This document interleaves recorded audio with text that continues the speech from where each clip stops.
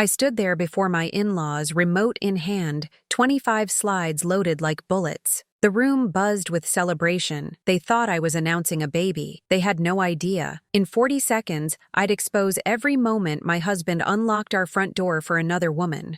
Slide 1 hit. His mother's smile collapsed. His father's whine stopped midair, and my husband turned the color of ash. They didn't know it yet, but this wasn't an accident. It was a pattern, and patterns always leave footprints.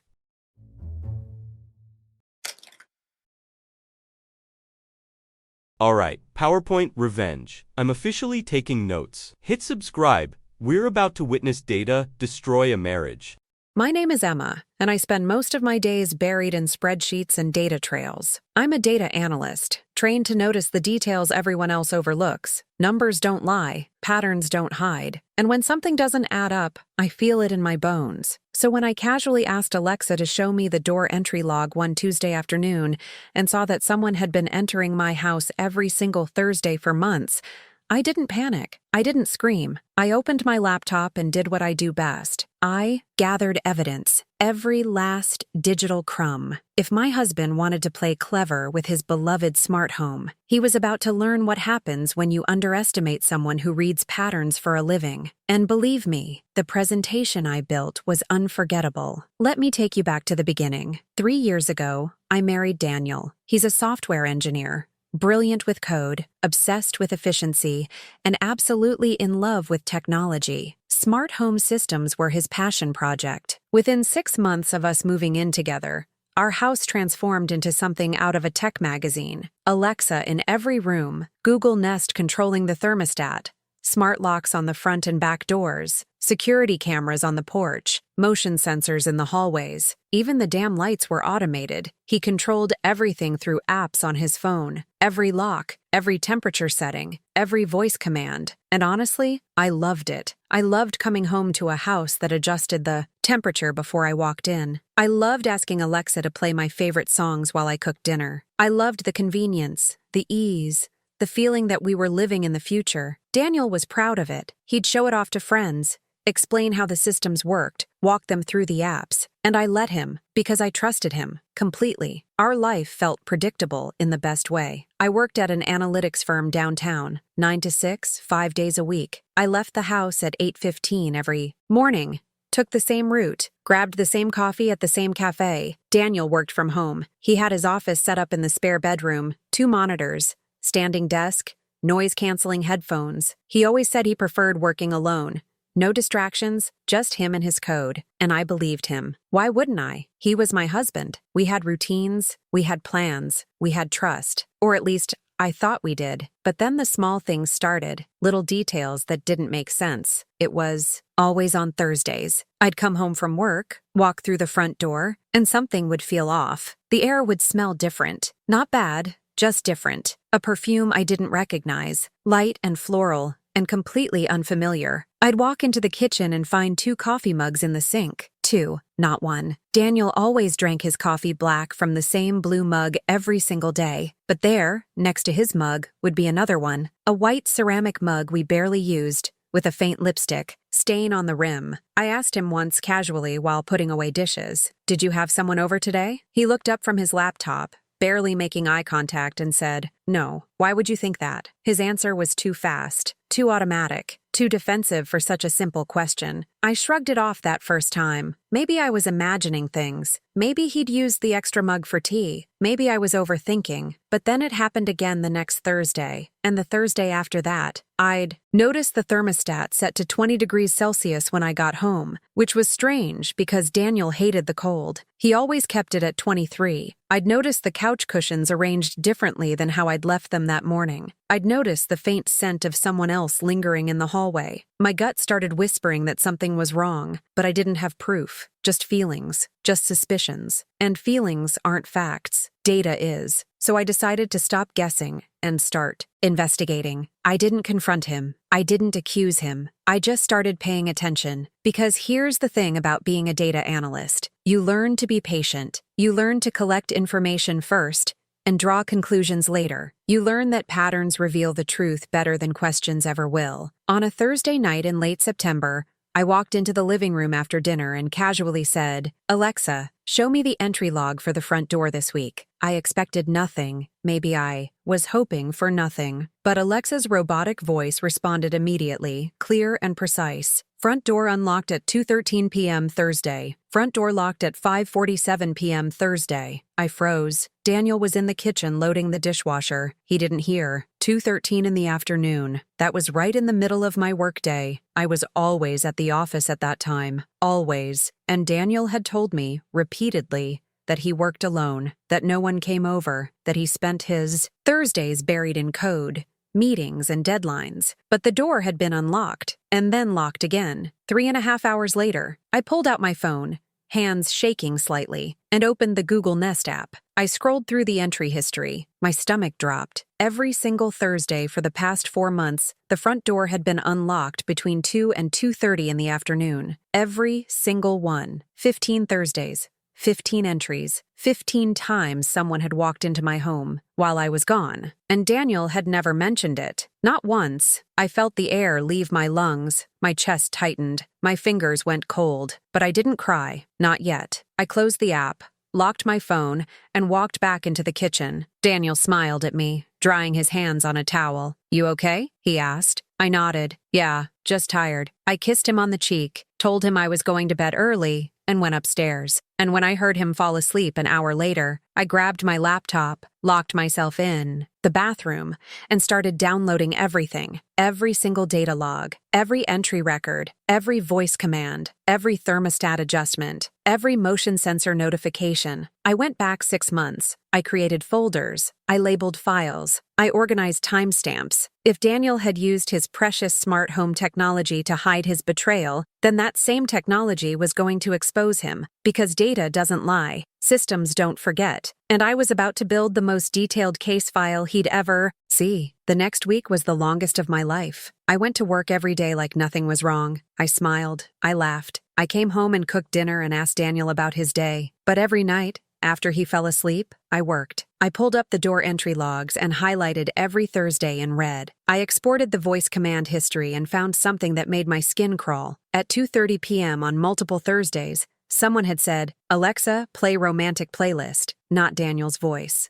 Woman's voice. I could see it in the command log, time-stamped and recorded. I pulled the thermostat data and noticed that every Thursday afternoon, the temperature dropped to exactly 20 degrees. The temperature I hated. The temperature Daniel never used. But someone else clearly preferred it. And then I accessed the doorbell camera footage. I wasn't prepared for what I saw. The doorbell camera didn't record inside the house, but it captured everyone who approached the front door. And there she was, a woman, blonde hair pulled into a sleek ponytail, tan trench coat, expensive leather bag. She walked up to the door at 2:15 p.m., confident and familiar, like she'd done this 100 times. And then Daniel opened the door. He smiled. Not the polite smile you give a stranger, the warm, intimate smile you give someone you know well, someone you're happy to see. He stepped aside, and she walked in. They didn't kiss on camera, but the way he looked at her told me everything I needed to know. I watched 3 different Thursdays. Same woman, same time, same smile. I sat on the bathroom floor and cried for 20 minutes. Ugly, gasping sobs that I muffled with a towel so Daniel wouldn't hear. And then I stopped. I wiped my face. I washed my hands. I looked at myself in the mirror and made a decision. I wasn't going to beg. I wasn't going to scream. I was going to do something better, something smarter, something he would never see coming. I opened a new PowerPoint file and titled the first slide, "The Truth About Thursdays, a Data-Driven Analysis of Betrayal." If Daniel loved presentations and professionalism and technology so much, then I was going to give him the performance of a lifetime. Presented by Emma, data analyst, wife, and soon-to-be ex. I spent the next 3 days building the most comprehensive presentation I'd ever created. 25 slides, clean design, professional fonts, graphs, charts, tables, timelines. I started with slide 2, a bar graph, showing the frequency of door entries by day of the week. Monday through Wednesday were flatlined at 0. Thursdays were bright red, spiking high with 15 entries over 4 months. Fridays were back to 0. The pattern was undeniable. Slide 3 showed the exact timestamps: 2:13 p.m., 2:18 p.m., to 11 p.m., always between 2 and 2:30. Slide 4 compared my work schedule with the entry times. Every single entry happened while I was confirmed to be at the office. No overlap. No coincidence. Slide 5 was a line graph of thermostat changes. Every Thursday, the temperature dropped to 20 degrees at 2:45 p.m. and returned to 23 degrees by 6 p.m. Every single time. Slide 6 showed the voice command history. Alexa, play romantic playlist. 14 times, all on Thursdays, all at 2:30 p.m. Slides 7 through 18 were the heavy hitters. Screenshots of the entry logs, exact dates, exact times, exact durations. I calculated the total hours someone had spent in my home without my knowledge, 52 and a half hours. Over 2 full days. I created a pie chart breaking it down. Slide 19 was where I brought in the visuals. Photos from the doorbell camera. The woman walking up to the door. Daniel opening it. Her stepping inside. I didn't add commentary. I didn't need to. The images spoke for themselves. Slides 20 through 24 showed more photos. Each one time-stamped. Each one dated. Each one proving that this wasn't a one-time mistake. This was a pattern. A choice. A routine. And slide 25 was my conclusion. Simple, devastating, direct. 15 Thursdays, 15 lies, one smart home that remembered everything. I saved the presentation to a USB drive. I backed it up on my cloud. I printed a hard copy and locked it in my desk drawer at work. And then I called Daniel's mother. Sweet, kind, loving woman who had always treated me like her own daughter. Hi, Barbara. I was hoping we could all have dinner at your place this Saturday. I have something I'd like to share with the family. A little presentation. She was thrilled. She loved family gatherings. She told me she'd make her famous lasagna. I thanked her, hung up, and felt my heart pounding in my chest. Saturday came faster than I expected. I dressed carefully. Black blouse, gray slacks.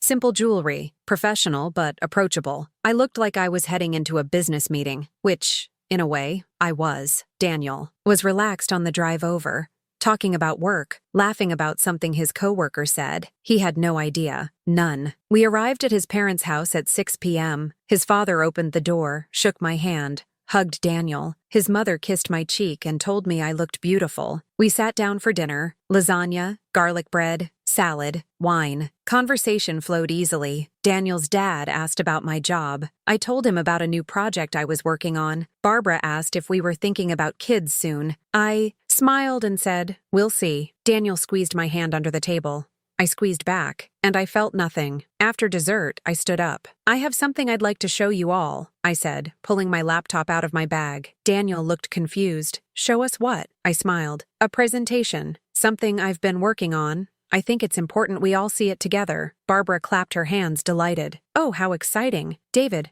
set up the projector." Daniel's dad pulled down the screen in the living room. They loved technology just as much as Daniel did. I connected my laptop. The screen lit up, and there it was. Slide 1, big, bold, impossible to ignore. The truth about Thursdays, a data-driven analysis of betrayal. David read it out loud, slowly, like he was trying to make sense of the words. Barbara looked at me, confused. Daniel went pale, completely pale. He opened his mouth, but nothing came out. I clicked to the next slide. "Let me walk you through the data," I said, my voice steady and calm. Slide 2 appeared. The bar graph. Frequency of door entries by day. Thursday spiking in red. "As you can see," I continued, "over the past 4 months, someone has been entering our home every single Thursday between 2 and 2:30 p.m. Someone who isn't me." Daniel tried to interrupt. "Emma, this is ridiculous. You can't just—" I held up my hand. "Please, let the data speak." I clicked to slide 3. Timestamps. Exact times. Exact dates. Barbara's hand went to her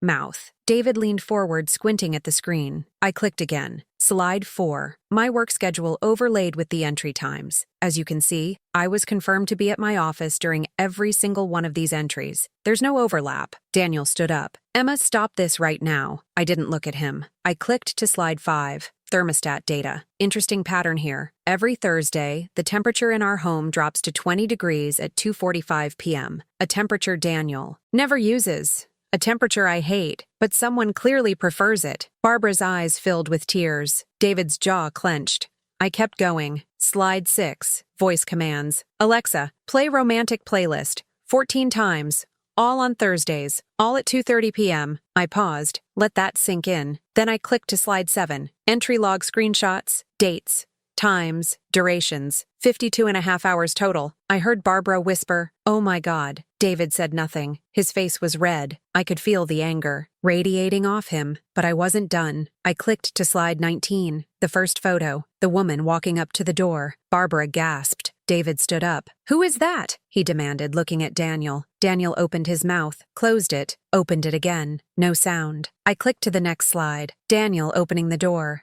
smiling, the woman stepping inside. I clicked again. Another Thursday. Same woman, same routine. I clicked through 4 more photos, each one time-stamped, each one dated, each one undeniable. And then I stopped on slide 25. My conclusion: 15 Thursdays, 15 lies, one smart home that remembered everything. The room was silent, completely silent. And then David exploded. "How could you do this?" he shouted at Daniel. "How could you do this to her? To your marriage? To this family?" Barbara was crying now, full sobs, her hands covering her face. She stood up, walked around the table, and pulled me into a hug. "I'm so sorry, Emma. I'm so sorry." Daniel tried to speak. "It was a mistake. I swear it was just..." I turned to him, looked him directly in the eyes. "It wasn't a mistake," I said, my voice cold and clear. "Mistakes happen once. You made 15 conscious choices. 15 times you let her into our home. 15 times you lied to me. And the smart home system you were so proud of, the one you installed, the one you controlled, it documented everything." I unplugged my laptop, packed it into my bag, pulled out the USB drive, and handed it to Barbara. "This is a copy of everything. For your records." She took it with shaking hands. I looked at David. "Thank you for always treating me like family. I'll never forget that." I turned to Daniel one last time. "I've already filed for divorce.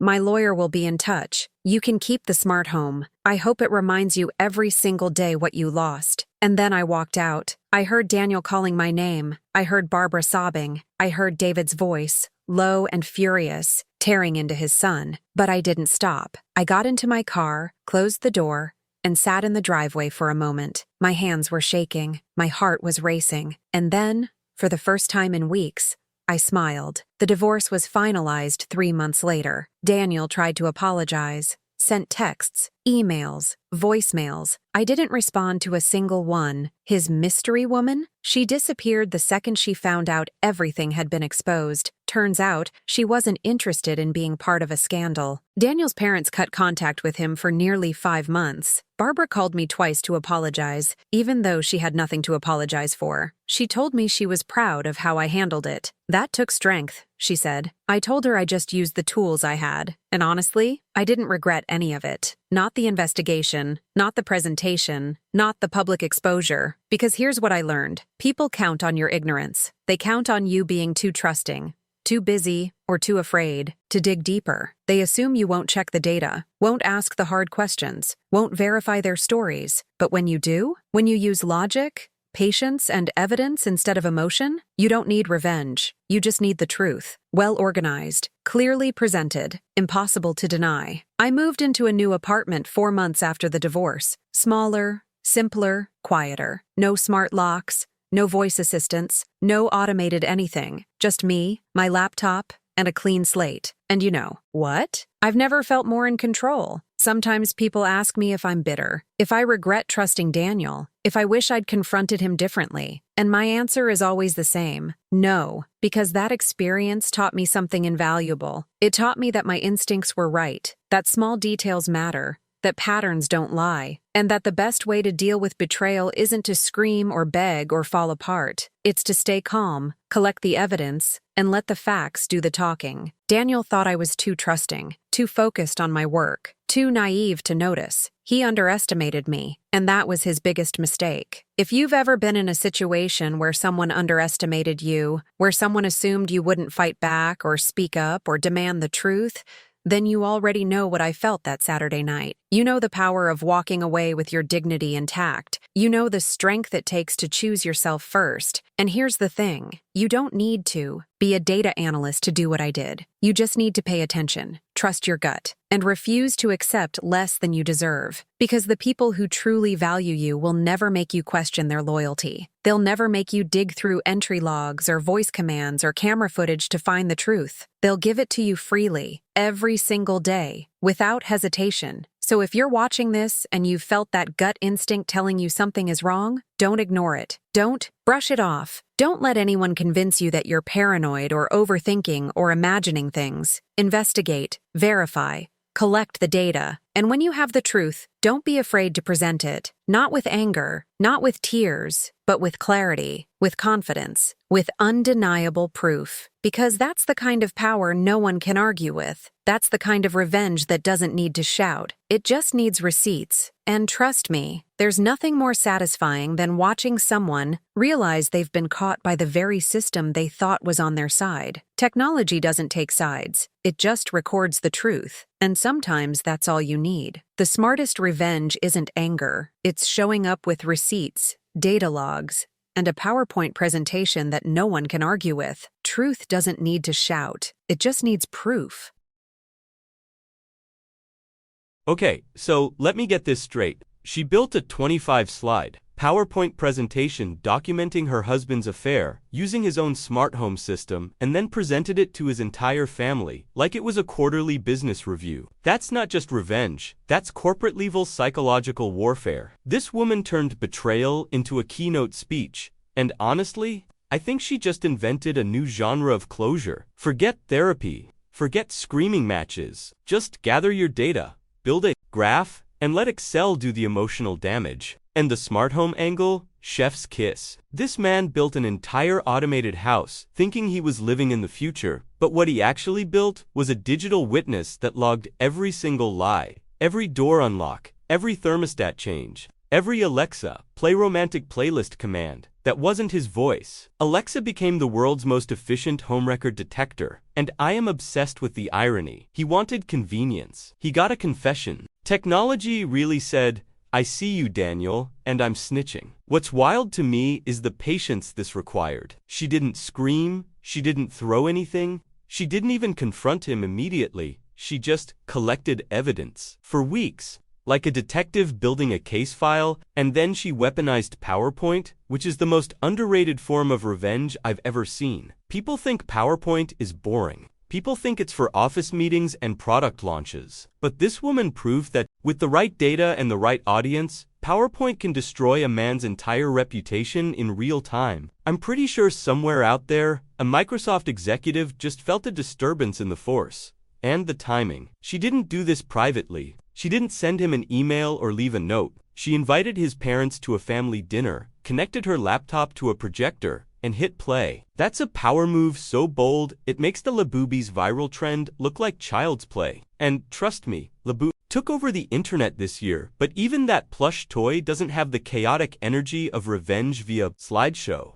His mom was expecting grandchild announcements. His dad was swirling wine like life was good. And then slide one appeared on the screen. The truth about Thursdays, a data-driven analysis of betrayal. I need a moment. That title alone is more devastating than anything trending on famous gossips right now. The breakdown of the evidence is what gets me. She didn't just say, he cheated, she proved it. Bar graphs showing door entries, line graphs showing thermostat changes, screenshots of voice commands, doorbell camera photos, time-stamped and dated. She turned betrayal into a case study. And when his parents saw those photos, the mystery woman walking up to the door, him smiling like she was an old friend, it was over. No denial, no excuse, no wiggle room, just cold, hard, indisputable facts. And honestly, that's the most satisfying part, because liars count on chaos. They count on emotions clouding judgment. But data doesn't cry. Data doesn't forgive. Data just exists, and it doesn't care about your feelings. The family reaction is what really sold this for me. His mom sobbing, his dad exploding. Both of them cutting contact with him for 5 months. And the mystery woman. She disappeared the second the scandal went public. Turns out, sneaking around is fun until there's a PowerPoint presentation with your face on slide 19, She wanted the thrill, not the accountability, and the moment accountability showed up in the form of a USB drive and an angry father-in-law, she was gone. Classic. But here's what I keep thinking about. This whole story wouldn't exist without the smart home. If they'd had normal locks and no Alexa and no motion sensors, he might have gotten away with it. But he loved technology so much, he automated his own downfall. He installed the very system that would eventually testify against him. It's like building your own prison, and then wondering why you can't escape the hubris, the irony, the absolute poetry of it all. And she, being a data analyst, knew exactly how to exploit it. She didn't need a private investigator. She didn't need to follow him around. She just needed access to the Google Nest app and a working knowledge of spreadsheets, and boom, game over. Now,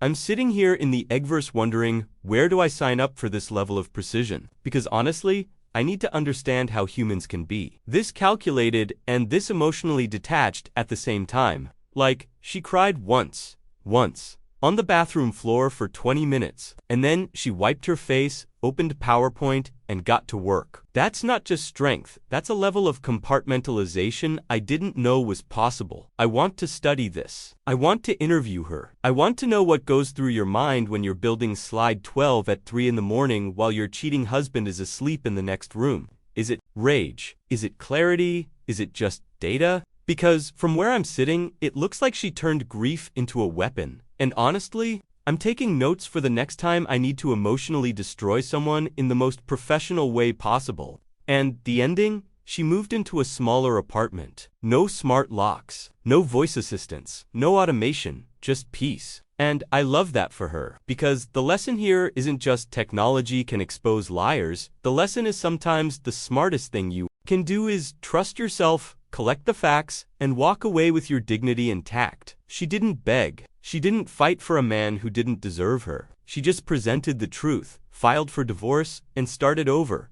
Clean slate, no regrets. And that's the kind of closure I wish more people had access to. So yeah, if you're out there and your gut is telling you something's wrong, don't ignore it. Don't let anyone gaslight you into thinking you're paranoid. Check the data, trust the patterns. And if you find out you're right, don't scream. Don't cry. Build a presentation. Make it professional. Make it undeniable. And then hit play in front of an audience that matters. Because revenge doesn't have to be messy. Sometimes, it just needs a bar graph and a projector. I'm Greg. Loved having you here in Exposed, and I'll see you in our next tale.